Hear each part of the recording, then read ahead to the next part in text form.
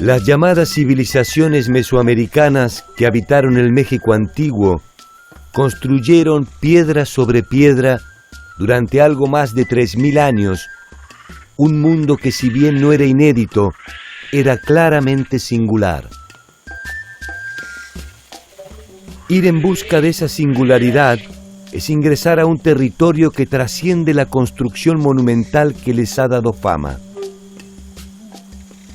Sus complejas y a veces temibles formas de organización, sus relaciones comerciales, sus sistemas de escritura, sus conocimientos matemáticos y astronómicos y su compleja cosmogonía son algunos de los indicios que aún quedan en pie para dar cuenta de su historia.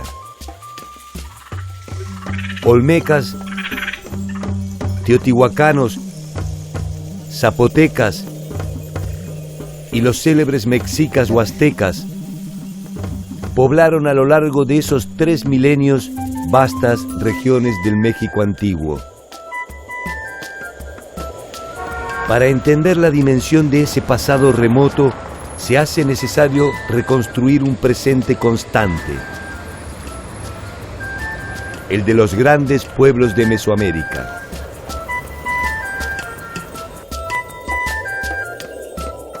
¿Cómo concibieron el orden del mundo los grandes imperios mesoamericanos?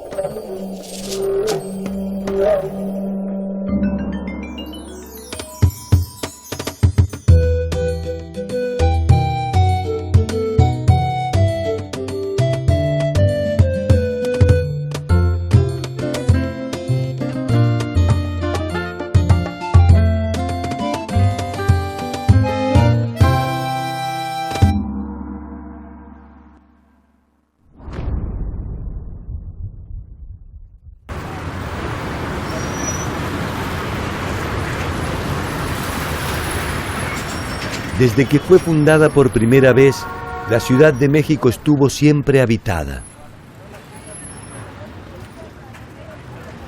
A diferencia de muchas de las ciudades mesoamericanas, esta nunca fue abandonada.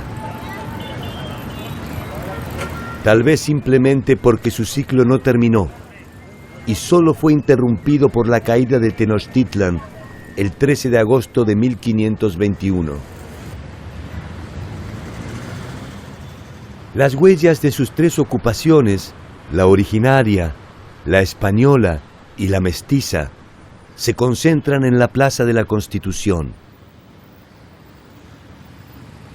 A escasos metros de la plaza, honrando quizás las casualidades o los designios, se encontró también un 13 de agosto, pero en 1790, una escultura monumental representando a Coatlicue, la madre de todos los dioses mexicas.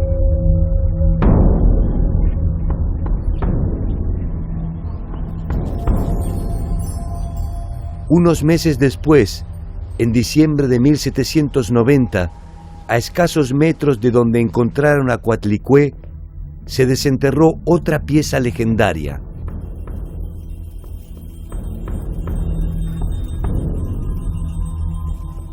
La Piedra del Sol. El pueblo mexica, en menos de 200 años, construyó uno de los imperios más vastos del territorio mesoamericano. Para lograr esta hazaña, justificaron sus acciones declarándose el pueblo del Sol. Su misión en este mundo era alimentar al Sol con corazones.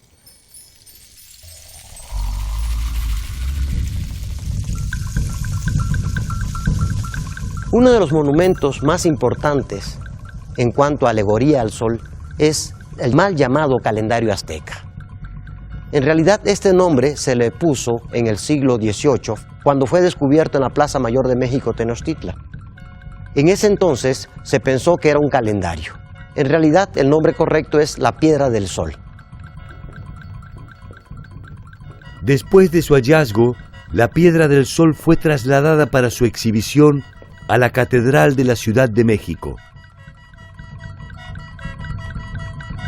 Coatlicue, en cambio, es confinada al poco tiempo al patio de la Real Universidad.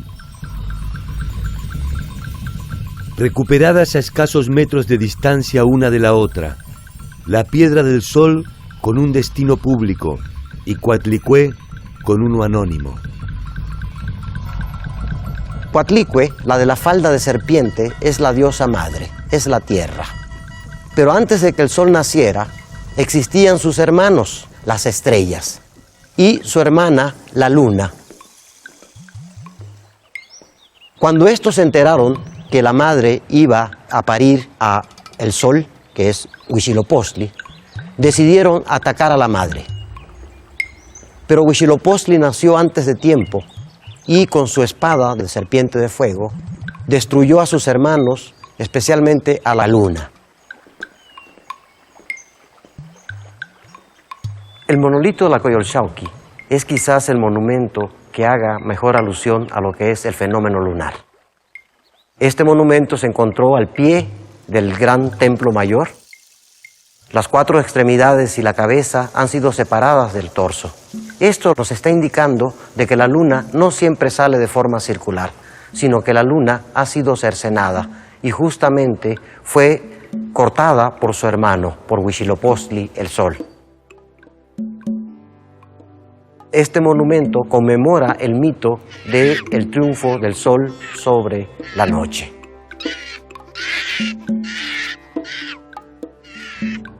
Huitzilopochtli es entonces el numen del pueblo mexica.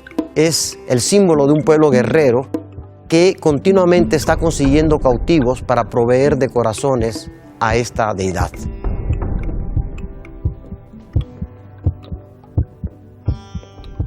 La exhibición de la Piedra del Sol, según narran los cronistas, intentaba demostrar a los enemigos de España, fundamentalmente a Francia y a Inglaterra, que la conquista de América no se había realizado sobre un pueblo ignorante, sino sobre una civilización con ciencia y conocimiento.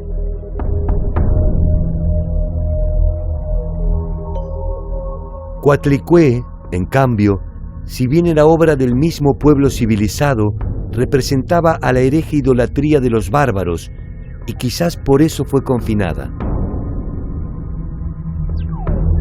Al poco tiempo, los indígenas comenzaron a realizar pequeñas ofrendas a los pies de Coatlicue. Esto fue suficiente para que se decidiera volver a enterrarla, en esta ocasión en el académico patio. Coatlicue volverá brevemente a ver el sol a principios del 1800, cuando Alexander Humboldt solicita ante las autoridades para que le permitan estudiarla. Concluida la pétrea autopsia, volvió a ser enterrada y solo recuperó su libertad en 1824 a instancias de la Revolución.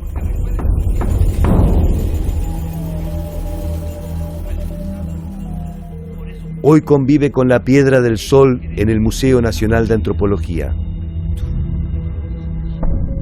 Este mismo debate se ha venido prolongando, intentando descifrar la verdadera naturaleza de los pueblos mesoamericanos. ¿Civilización o barbarie? Según quien intente narrar esta historia, sus bellos palacios serán obras de infraestructura o satánicos antros de idolatría. La luz y la oscuridad, la vida y la muerte, el saber y la ignorancia.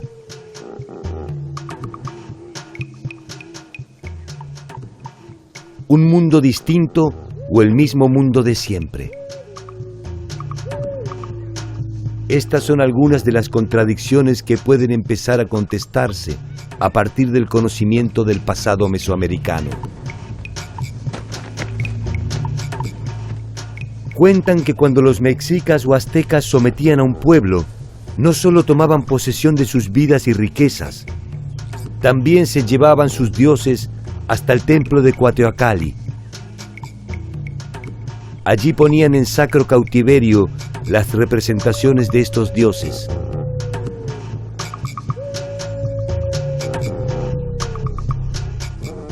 Esta era una imposición simbólica que hacían los mexicas que no exigían de estos pueblos ni la adopción de su propia religión ni de sus propios cultos, les dejaban conservar sus cultos locales, pero se llevaban la imagen del dios protector de esos grupos como cautivos de Huitzilopochtli a su propia capital. En este sentido, simbólicamente, los pueblos se sentían desprotegidos o sentían que si el dios de los aztecas había conquistado a los suyos, ellos de alguna manera estaban en una situación de inferioridad para rebelarse frente a los conquistadores.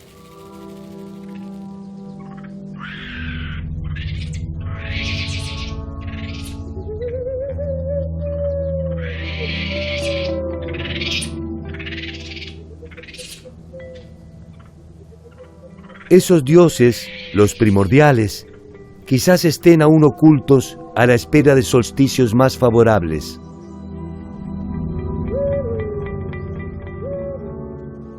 No sabemos si volverán ni si estarán con nosotros cuando lleguemos al final del camino. Sí sabemos, al menos, desde dónde vienen. Para algunos, los olmecas son la raíz de todas las grandes culturas mesoamericanas, incluso la maya.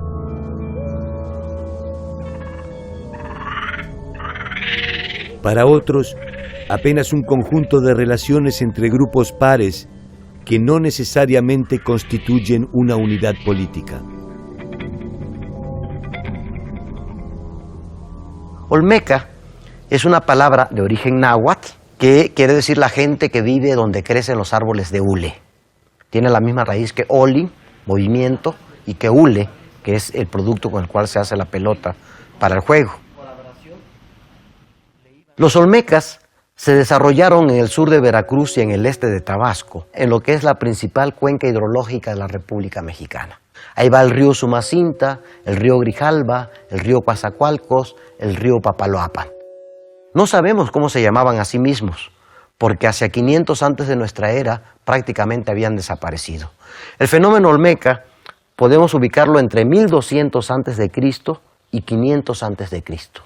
En este momento, este pueblo dejó de ser una sociedad tribal para volverse una sociedad estatal, dejó de ser una sociedad aldeana para surgir las primeras expresiones urbanas de Mesoamérica. Durante ese lapso, la cerámica, la escultura, la ciencia matemática, la astronomía, la arquitectura y las primeras formas de urbanización compleja tuvieron un desarrollo que de alguna u otra forma está presente en todas las culturas que le sucedieron. De sus producciones artísticas podemos inferir el carácter sagrado de su autoridad política y su fuerte estratificación social.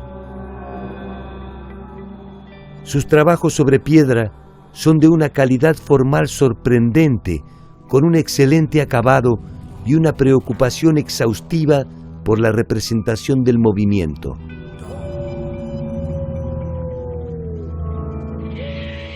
Queda aún mucho por saber acerca de los olmecas, tal vez porque cada hallazgo no hace más que abrir una nueva bóveda de misterios. Uno de ellos, quizás el más descomunal, es el de las cabezas colosales. Ningún otro pueblo de América hizo esculturas del tamaño de los olmecas. Tenemos las famosas cabezas colosales, de las cuales conocemos 17 de estas. Algunas llegan a pesar hasta 20 toneladas y proceden de yacimientos de canteras que pueden estar hasta más de 100 kilómetros de la zona donde se dedicaron.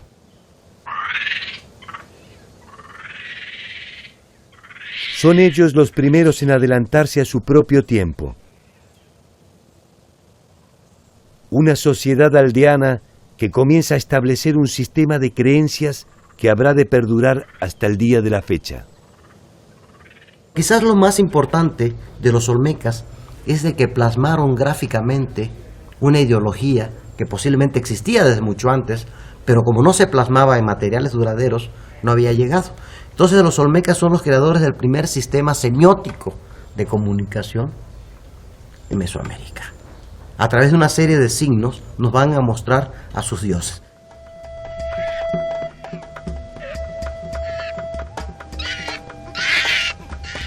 Sus memorias de piedra guardan los secretos del significado y los motivos de su realización. Se presume que fueron desplazadas gracias al aprovechamiento de los cauces de agua y fundamentalmente a las crecidas de los ríos. Cada emplazamiento comprometía una compleja organización estatal. Los personajes representados también han dado un sinnúmero de interpretaciones. Gobernantes, guerreros, jugadores de pelota que fueron sacrificados e incluso dioses.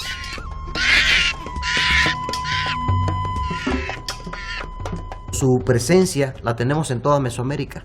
En todas partes encontramos objetos olmecas. Por eso se piensa que es el cimiento con el cual crecieron todas las demás culturas mesoamericanas. ¿Son o no son los primeros? ¿Cuánto es aquello que se debe al impulso peregrino de su cultura? Tal vez algún día la investigación pueda descifrar el enigma silencioso de su pasado. Hasta entonces, sus dioses solemnes son los únicos que sostienen el mundo.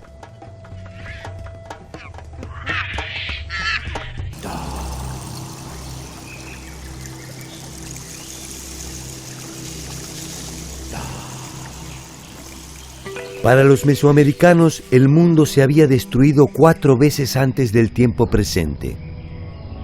Cada una de estas eras históricas estaba identificada con el nombre de un sol. El quinto de estos soles es el que todavía nos ilumina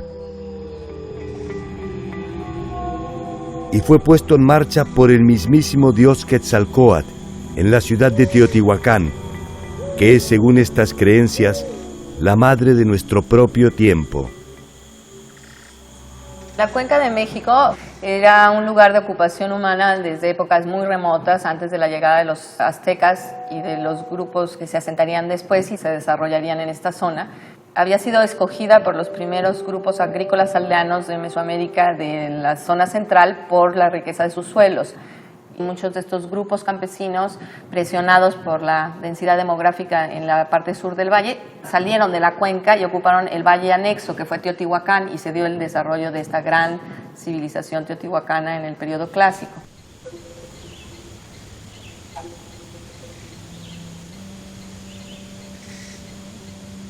Teotihuacán, el lugar donde se hacen los dioses, es el nombre de esta majestuosa ciudad. Su extensión de más de 22 kilómetros cuadrados estaba orientada en torno a un eje que los mexicas llamaron la Calzada de los Muertos.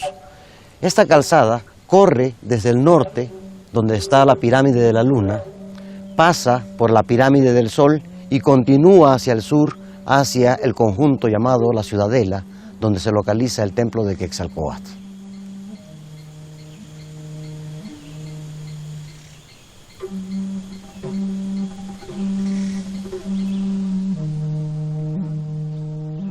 El templo de Quetzalcóatl es una estructura construida bajo 2 patrones clásicos de la arquitectura teotihuacana. Fue descubierto en los años 40 en perfecto estado de conservación, gracias a que sobre él los teotihuacanos habían construido otro templo.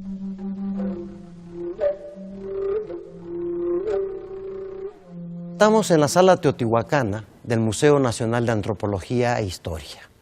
Aquí observamos la reconstrucción del templo de Quetzalcóatl de Teotihuacán. Esta reproducción nos muestra una idea del cosmos según la concepción teotihuacana.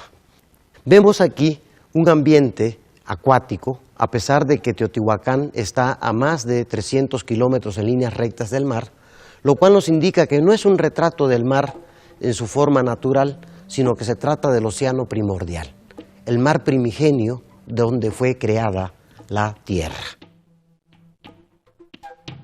Entre los mitos mesoamericanos se cree que la tierra es un cocodrilo que flota en el océano primordial y las escamas son las cadenas montañosas. De ahí que este ser que está cargando la serpiente sea la tierra. la Tierra flotando en el océano primordial, pero flota gracias a que es sostenido por el cuerpo de la serpiente. La serpiente muestra el cuerpo de perfil, pero la cabeza de frente. Vemos cómo a través de este movimiento la cabeza gira 180 grados y sale de frente.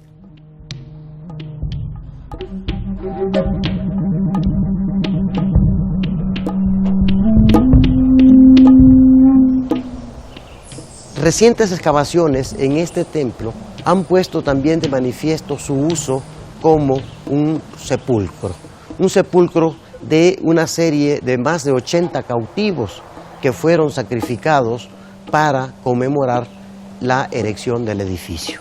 Algunos de ellos están con los brazos atados en la parte posterior y llevan objetos de jade que muchas veces proceden del área maya, por lo que se piensa que sean cautivos que fueron traídos hasta Teotihuacán y sacrificados para la dedicación de este templo.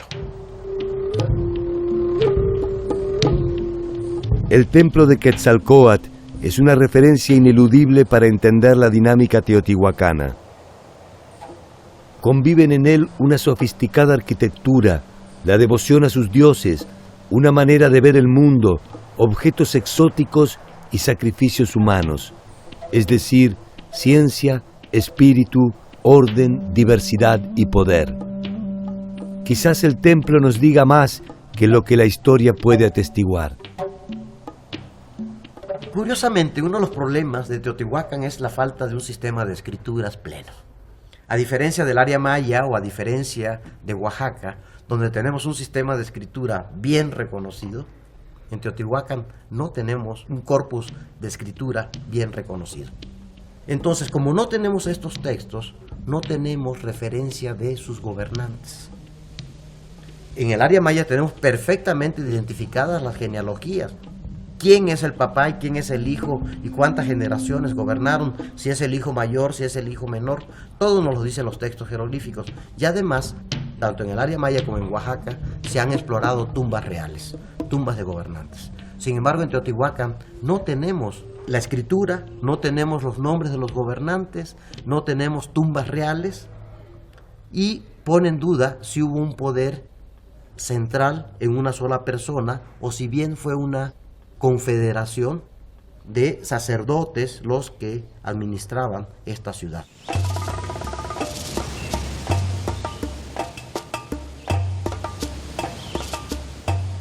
Teotihuacán alcanza su esplendor entre el siglo V y VII después de Cristo. Es el núcleo central de un grupo de pueblos posiblemente confederados bajo su órbita, que incluía más de 80 aldeas y una centena de villorios adyacentes. Alrededor de un 60% de la población estaba dedicada a la producción de alimentos mediante la agricultura. En la zona urbana, un complejo entramado de unidades residenciales albergaba a ceramistas, talladores de obsidiana, lapidarios y artesanos. Podemos imaginarnos un día de Teotihuacán, lo populoso de la ciudad, las peregrinaciones llegando a ver las celebraciones a los dioses patronos. Teotihuacán era una ciudad cosmopolita, se han detectado barrios zapotecas, barrios mayas, barrios huastecos y la población local. Esta variedad étnica se unificaba bajo la tutela de un mismo sol. El camino más corto para llegar a él era la Pirámide del Sol, uno de los principales monumentos de América. Está construida sobre una cueva natural por la cual se ingresa al interior de la pirámide. Posee en su interior 4 cámaras que representarían el ingreso al inframundo. Orientada hacia el poniente, con cuerpos escalonados en forma de talud, alcanza una altura total de 63 metros.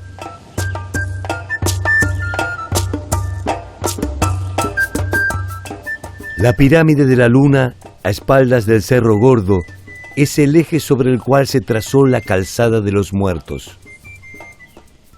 Los mexicas la llamaron así, porque Teotihuacán funcionó como un sitio sagrado donde los pueblos que le sucedieron a su abandono enterraban a sus muertos.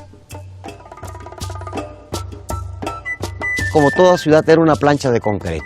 No habían árboles en torno a la ciudad, porque tenemos que pensar en los campos de cultivos, pero también tenemos que pensar en la cantidad de madera y de leña que se necesitó para estas construcciones. Eso provocó una gran desforestación y posiblemente sea una de las causas, no es la única, pero sí sea una de las causas del abandono de Teotihuacán.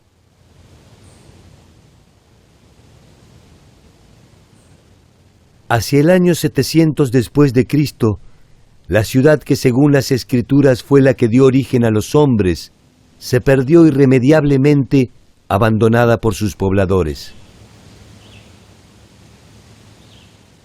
Quizás la causa más notada arqueológicamente es de que la ciudad fue incendiada. La ciudad fue incendiada hacia 700 de nuestra era y con esto comenzó el abandono del sitio. Posiblemente grupos del norte bajaban en estos tiempos, quizás los hablantes de náhuatl, y ocasionaron justamente este colapso. Pero también debieron haber sido causas externas, como el cierre de las rutas de comercio que controlaban pueblos aliados a Teotihuacán, que poco a poco se fueron apropiando del control de las rutas que antes Teotihuacán dominaba. El tiempo de la ciudad donde se hacen los dioses terminó por cuestiones bastante terrenales. Tal vez la migración de los grupos del norte, tal vez el deterioro del ecosistema, tal vez una rebelión de sus propios pobladores o la asfixia de sus aliados más importantes. Tal vez, simplemente, cumplió la parte del plan pergeniado por los dioses y agotó con cierta furia el tiempo histórico que le estaba predestinado.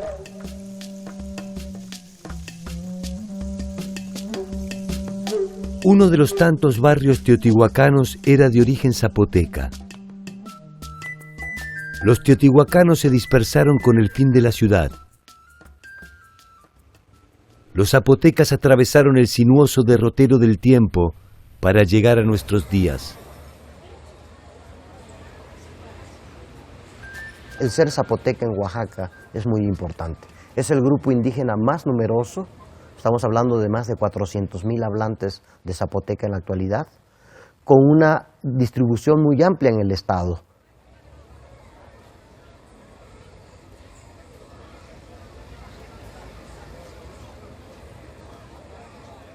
Sin duda, este pueblo, de gran tenacidad cultural, ha creado un fenómeno interesante en casi todo Oaxaca, que es la zapotequización.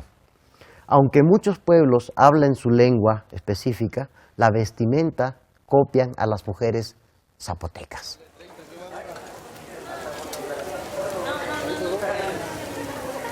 Entonces, los legados culturales de los zapotecas van desde los de la época prehispánica, donde algunos investigadores piensan que el origen del calendario, el origen de la escritura mesoamericana se desarrolla en Monte Albán, hasta la presencia actual en Oaxaca del grupo zapoteca.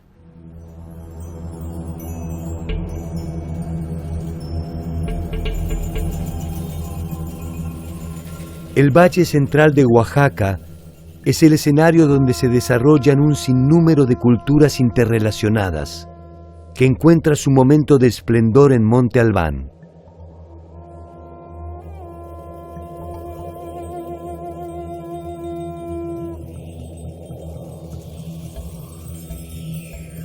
Monte Albán fue el centro urbano más importante de la cultura zapoteca.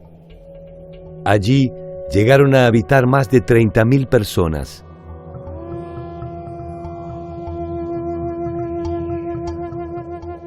Tuvieron un importante desarrollo de la industria cerámica, una consistente utilización de la escritura jeroglífica y numeral, amplios conocimientos astronómicos y, por lo que se supone, una tradición guerrera y combativa que según algunos los llevó a su declinación hacia el 800 de nuestra era, cuando comenzaron a articularse con las culturas mixtecas. En Monte Albán utilizaron complejos y rigurosos ritos funerarios, con enterramientos múltiples que incluían sofisticados atavíos para los muertos. Entre ellos, el pectoral de jade, que representa al dios murciélago construido con piezas de jade finamente pulidas y engarzadas. Y lo interesante de esta pieza es que representa al murciélago. En Mesoamérica, los murciélagos, igual que en otras partes del mundo, están asociados con el inframundo. ¿Sí? Son comunicadores, por ser animales nocturnos, son comunicadores del mundo de los muertos. La comunicación entre el mundo de los vivos y el de los muertos es un tema central de las sociedades mesoamericanas y ha definido sus relaciones no solo en el aspecto espiritual, sino también en el ámbito social y fundamentalmente político. En Monte Albán se encuentra un complejo arquitectónico tan enigmático como inusual, que se ha dado a conocer como Los Danzantes.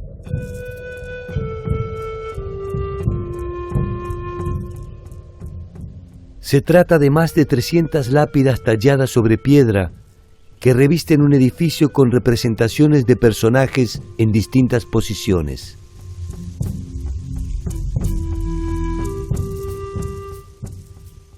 Uno de los programas más ambiciosos que hacen los zapotecas es un programa escultórico que se llama Los Danzantes. Mal llamados Los Danzantes porque realmente no son danzantes, se les llama danzantes porque tienen siempre posiciones contorsionadas, pero la verdad que ahora se ha interpretado más bien como una galería de cautivos.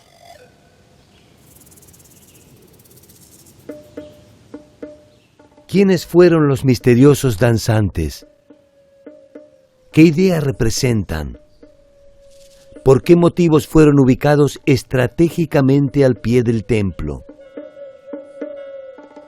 Las respuestas a estas preguntas nos permiten avanzar sobre un retrato del verdadero poder de Monte Albán. Este edificio de los danzantes lo que nos mostraba era una galería de cautivos, algunos de ellos castrados. Los genitales están cortados y salen chorros de sangre en forma de flor. Entonces, una forma de imponer el terror y el control fue justamente haciendo una galería de cautivos. Es algo así como, ve lo que te puede pasar si no te alineas al estado de Monte Albán. Hacia el 500 después de Cristo, Monte Albán ya no es la ciudad que rige los destinos de Oaxaca. Es tiempo de nuevos señoríos. Los zapotecas, sin embargo, indiferentes al final de la gran ciudad, siguen poblando las mismas geografías con la misma empecinada voluntad.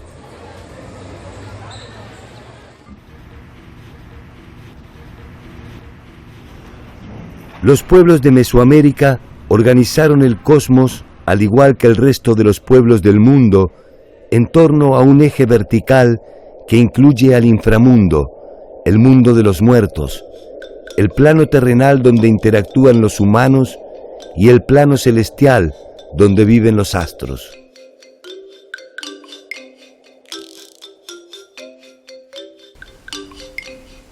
En el plano horizontal, a los clásicos puntos cardinales ordenados en torno a la trayectoria del Sol, se suma un quinto punto, el centro del mundo. En esta parte del centro se yergue el Axis Mundis, el árbol cósmico, el árbol de la vida, cuyas raíces van al inframundo, pero cuyas ramas van hacia el cielo. Entonces, este Axis Mundis es el principal medio de comunicación entre los tres niveles del cosmos. Los pueblos mesoamericanos, igual que muchos pueblos del mundo, comparten este sistema de creencias que son universales. Recordemos que el hombre americano no es originario de América. Si bien es cierto, llegó hace muy poco, no hace más de 50,000 años, pero cuando llega ya es Homo sapiens. O sea, 100, 200,000 años antes de que el hombre llegue a América ya hay todo el culto a los muertos. Entonces vamos a encontrar similitudes en los cultos funerarios mesoamericanos, y los peruanos y los egipcios y los africanos y los chinos y los europeos, o sea, porque es una cosa que comparte toda la humanidad.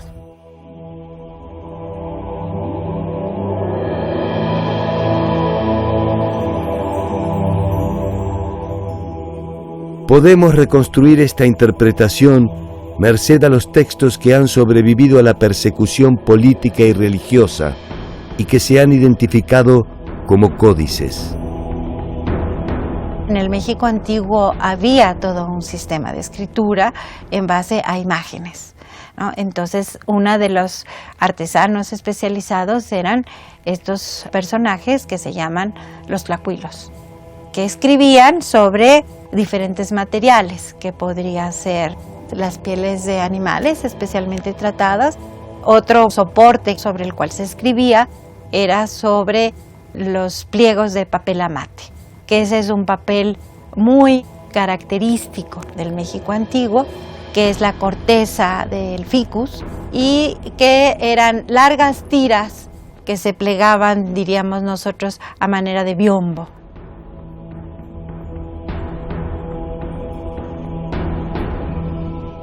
Los códices tienen contenido de distinta naturaleza. Hay códices completamente históricos, hay códices genealógicos, hay códices astronómicos. Por ejemplo, los 3 que conservamos del área maya contienen tablas de eclipses, presagios acerca del destino de los días, etc.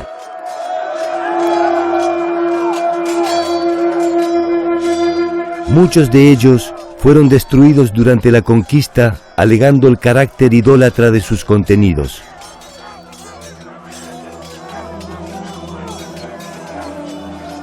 Los pocos que sobrevivieron, en su mayoría, están archivados fuera del territorio mexicano.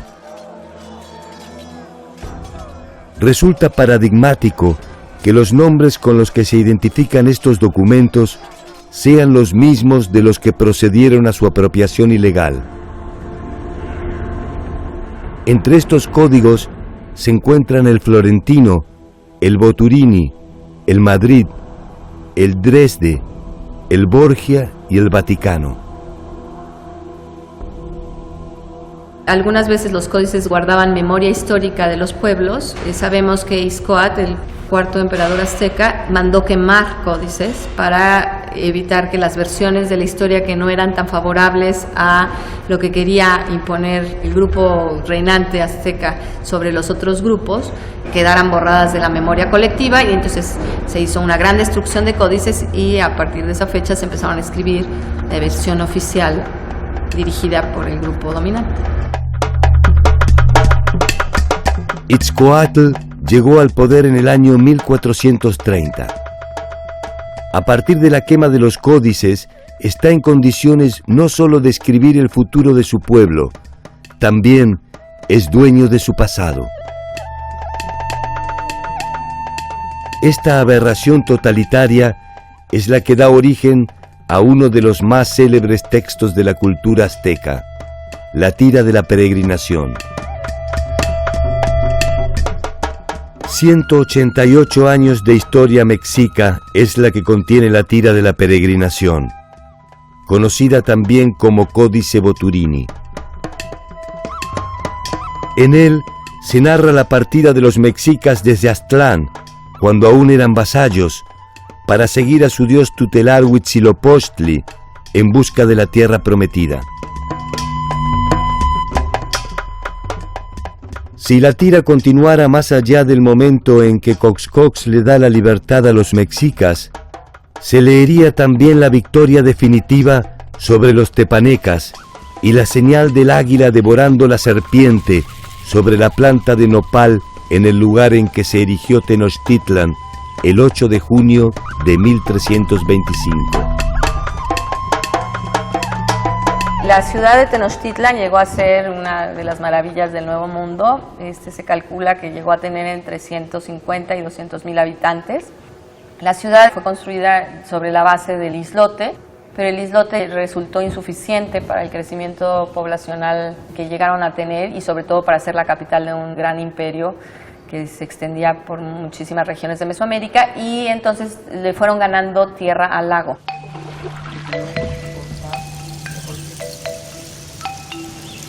se hizo por un sistema que se llama chinampas, de construcción de suelos que se ganan al lago. La ciudad tenía tanto calles construidas para circular como canales para las canoas. La ciudad como islote estaba unida a la tierra firme por medio de 4 grandes calzadas y luego una gran calzada dique, de la cual es una obra de ingeniería mayor que hicieron los mexicas en la época ya de esplendor de su cultura. En estas calzadas dique había tramos en los cuales eran interrumpidos por huecos y se ponían puentes móviles, y entonces en casos de ataques militares se recogían estos puentes móviles y se podía así aislar la ciudad como un islote verdadero.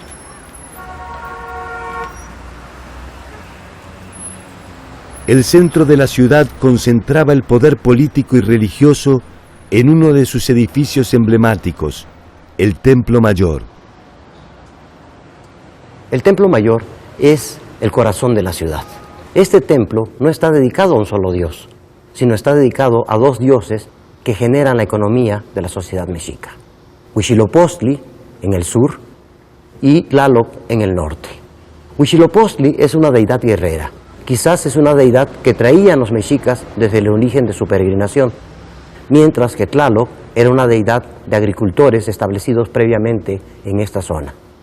De esta manera, los mexicas crearon un vasto imperio. Por un lado la guerra, capturando esclavos para sacrificarlos al sol, pero sobre todo obteniendo áreas de tributación, cada vez áreas de tributación más lejanas del territorio mexica.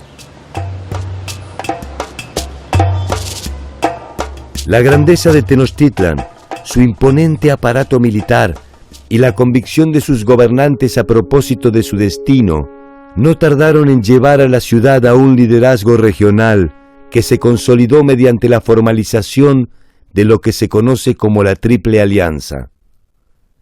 Esta unió a los reinos de Tenochtitlan, Texcoco y Tlacopan en un entramado de intercambio de derechos, tributos y territorios que resultó siempre más favorable a Tenochtitlan. La compleja organización administrativa de los mexicas puede reconstruirse mediante el estudio de un documento conocido como Códice Moctezuma o Matrícula de Tributos. Entonces, ¿qué es la matrícula de tributo? En él se especifica cuáles eran las localidades tributarias y cuál era la dimensión del aporte que debían entregar a los señores de Tenochtitlan. Si nosotros nos fijamos en la toponimia, en los nombres de los pueblos, podemos hacer una reconstrucción de los lugares geográficos que estaban dominados por Tenochtitlan. Podemos también saber la cantidad de tributos que se entregaban y la especialización local de estos artesanos. El conjunto de estas obligaciones definía las distancias entre las diversas clases sociales, los que pagaban el tributo y los que lo recibían. Estos grupos sociales estaban encabezados por una nobleza, la capa más alta de la sociedad, formada por lo que se llama en náhuatl los pipiltin, que eran quienes ejercían el poder, quienes tenían el control político y religioso. Su gobernante principal era el Hueytlatoani. Los pipiltin vivían en palacios en el interior del centro ceremonial, donde la gente del común solo podía acudir en ocasión de las festividades. Después estaba un grupo mucho mayor, que eran los Macehualtin o Macehuales, la gente común, la gente del pueblo, formado básicamente por los campesinos. Los macehuales se organizaban en torno a unidades productivas de tipo familiar, denominadas calpuli. Los calpulis podían ser tanto rurales como urbanos, de artesanos, plumajeros, talladores o de agricultores. Se trataba de pequeñas células autónomas y autosuficientes que poseían la tierra en forma comunitaria, aunque debían obediencia y tributo a la clase dominante. La organización de los calpuli era sencilla. e incluía asistencia jurídica y religiosa a cargo de alguno de sus integrantes. Dentro de estos grandes grupos había otros estratos intermedios que podrían ser lo que se ha llamado los pochtecas, o sea, los comerciantes, los mercaderes especializados, que tenían también un lugar privilegiado. Y ellos eran quienes movían un buen número de mercancías desde el centro de México hasta lo que hoy es Chiapas, Guatemala, intercambiando productos que llevaban de las diferentes fronteras hacia el centro de lo que ahora es la Ciudad de México.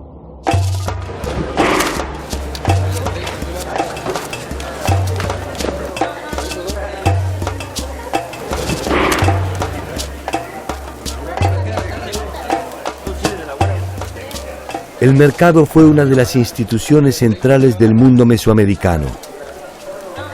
Alimentos, bebidas, vestimentas, canoas y ornamentos se intercambiaban entre los pobladores, definiendo la dinámica interna de la sociedad. Se dice que el mercado de Tlatelolco podía albergar varias decenas de miles de comerciantes y que el bullicio de su actividad podía ser ensordecedor. Esta actividad, como todas las que se realizaban en Tenochtitlan, estaba regulada por el Estado, que fijaba los términos de los intercambios. Las travesías que hacían estos especialistas sí eran atacados en los caminos que recorrían por algún señor local. Esto implicaba definitivamente una declaración de guerra. La guerra era también una actividad central de los mexicas.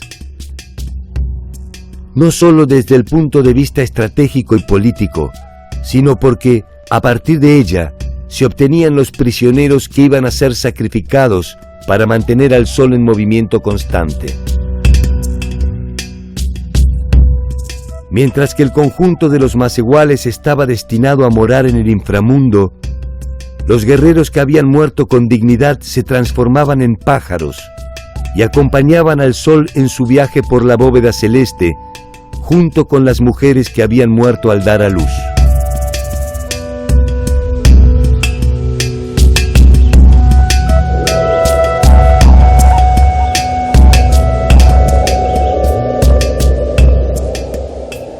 La importancia de la muerte y las circunstancias en las que ésta se producía ha dado origen a un sinnúmero de interpretaciones acerca de las características de la sociedad mesoamericana.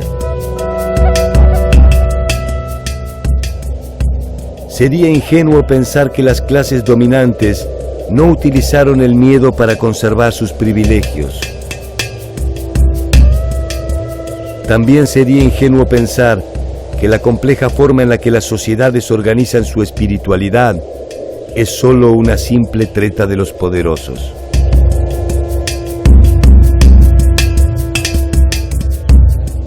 El inventario de atrocidades de la especie humana no ha dejado de perseguirnos hasta el día de la fecha. La maravilla de sus obras tampoco. Las sociedades mesoamericanas fueron complejas y diversas. Su destino no fue diferente al de tantos otros imperios que en vano intentaron consagrarse a la eternidad. La Piedra del Sol y Coatlicue felizmente están desenterradas.